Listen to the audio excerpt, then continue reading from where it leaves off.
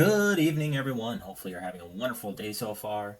I've got a fun one for you today.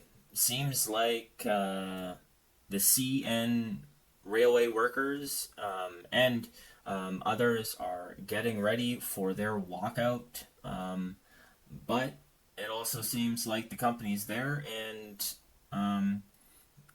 the CN, well, the public sector there, are going to start a lockout pretty soon, depending on how negotiations go, by 12:01 tonight. So this is actually a pretty major story that's not really going around too much, which is kind of surprising because the Canadian National Railway is one of our main distribution hubs, bringing everything from grain to oil to food to steel from east to west in Canada. And if that even slows down, well, Canadians already know the consequences to those actions. And of course, it's at this time of year where farmers are going to be about to combine and about to harvest their crops. So of course it's going to be now, when we need the railway desperately. Anyways, for anybody not in Calgary or Canada listening, so the CN Railway, like I said, is how we bring everything around Canada pretty much. And every once in a while, when they go on strike, shit hits the fan because we get low on everything. And a couple of years ago, they went on strike pretty much the same time. And the government, because the government owns the CN Railway, was holding their own. They're like, no, we're not going to give you raises. And the railway workers held their own, and the feed in the silos that was supposed to pick it up from the farmers was going bad. And for a long time, we were having shortages on a lot of stuff.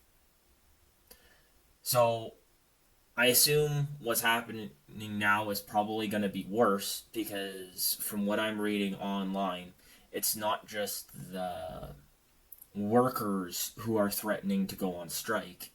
It's actually like all the railway companies, like the private and the public sector railway companies, are threatening a lockout of the workers. So this actually might get bad. And the fact that I'm not seeing this everywhere on like private podcasts and all of that is crazy to me. Because with inflation the way it's going, prices the way it's going, this is going to make prices skyrocket in like feed for cows and vegetables and everything. But with no further ado, I got a video and an article for you. So enough of my rambling. Let's see what the CBC has to say about it. Threatening to disrupt Canada's main freight railways. What you might not realize, the breakdown in contract talks is already having an effect on Canada's supply chain. And Scott Peterson is here with more on that. So, Scott, what is the potential economic impact here? It's almost unimaginable what it could be. $1 billion worth of goods gets shipped across the country every day. And that's just the beginning. There's a lot of people that rely on that. And already both rail companies said that they have started or reduced their refrigeration and their hazardous material transportation as well. So it's already having a ripple effect for the people that are relying on those goods each and every day. But here's some of the details as far as what we're up against and what this potential 1-2 combination of both of Canada's biggest rail companies on strike. Over $1 billion of goods is shipped every day. That's $400 billion annually. And that's just the ripple effect is just beginning. This could affect small companies, everyone relying every day on those goods. Railways are responsible responsible for half of Canada's entire exports. That's grain, chemicals, fertilizer, minerals, oil, lumber. That's just the beginning. According to the federal government as well, the railway industry is big business. It earns about $10 billion per year.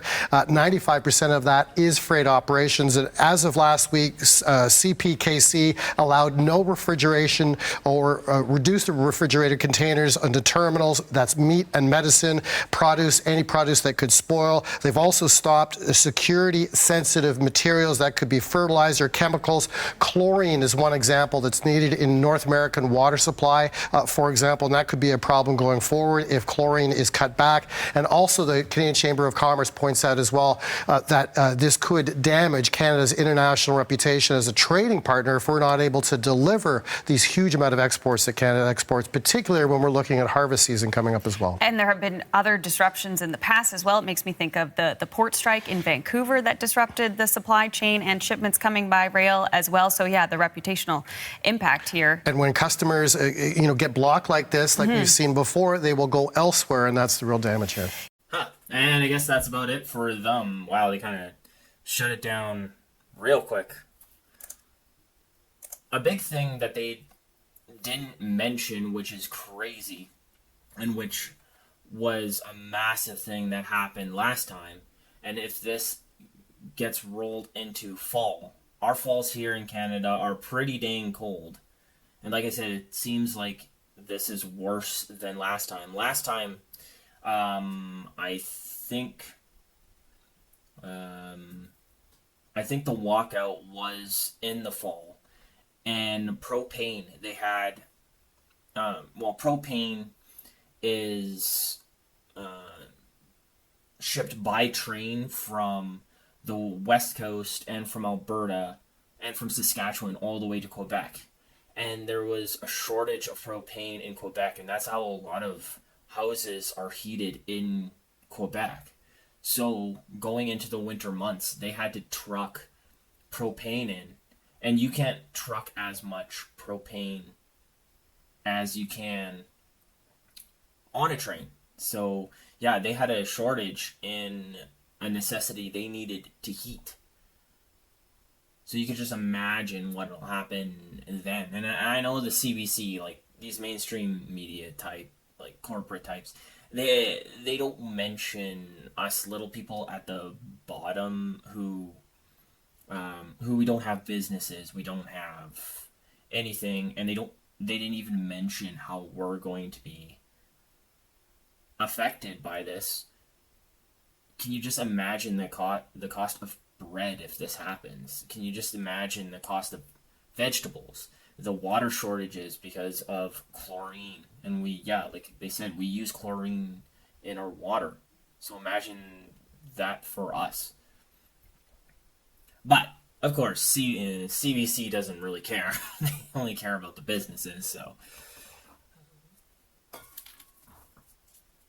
on secondary, just a shameful plug real quick.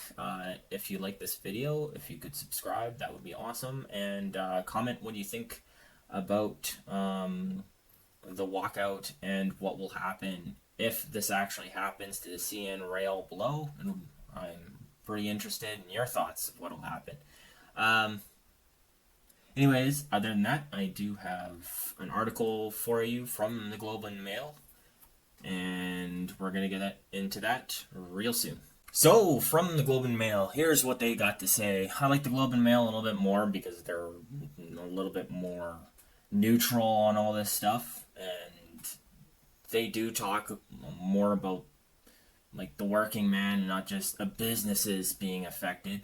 So, let's get into what they say about it. So they say, Canadian rail freight stopping looms as workers' union serves CPKC strike notice. CN Rail issues a lockout notice. So the union representing thousands of workers at the Canadian Pacific Kansas City Limited says it served a 72-hour strike notice to the railway. The Teamsters Canada Rail Conference issued a press release saying unless the parties can reach a last-minute agreement, workers will be off the job as of 12:01 a.m. Eastern Time Thursday. So actually, I guess we have a little bit more time. I thought it was today. Oh, or, well, I guess it would be tomorrow because it's 12:01. But I'm just a random dude who rants on the internet and reports on things I see on the internet. So take that as you will.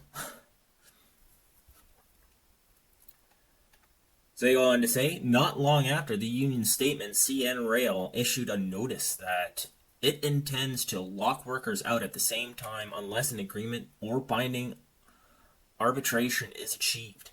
So, yeah, like I said, they didn't have this in years past where the CN Rail said there'd be a lockout.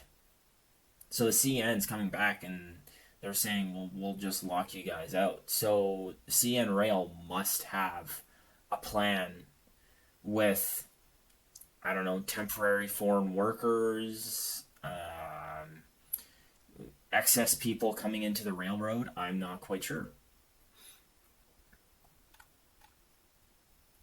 On Thursday, Federal Labor Minister Stephen McKinnon, oh yeah, lovely you, rejected a request from CN to oppose binding arbitration, saying he wants the company to bargain in good faith. So a spokesperson from CPKC referred the Canadian press to obvious statements, saying the company is committed to bargaining in good faith.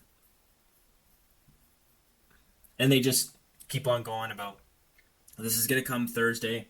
I'll do another video up on it on Thursday. At the end here, they say, on Sunday, about 10 hours before the union issued its statement about the strike, McKinnon posted on X that 2 rail companies were continuing to negotiate with union alongside federal mediators.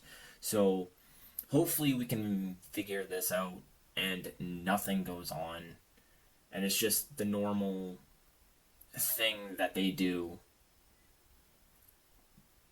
But some things are going weird. The government doesn't have the money right now to pay people more because they've blown their budget on useless public services that don't even work.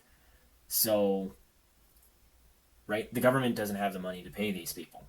And they probably know if they do print more to make more money, it's just going to make inflation go up. Or they can just tax us more with more carbon tax and use that money to pay them more. That could be an idea. Anyways, that's all I got for you. I'll let you know, I guess, Thursday evening what's going on with it. Hopefully I come back to you before that and say everything's good and people are back. Are going to keep working because they came with the deal, but I'm a little bit pessimistic on it. Let me know what you guys think below, and that's all I got for you. And have a good day.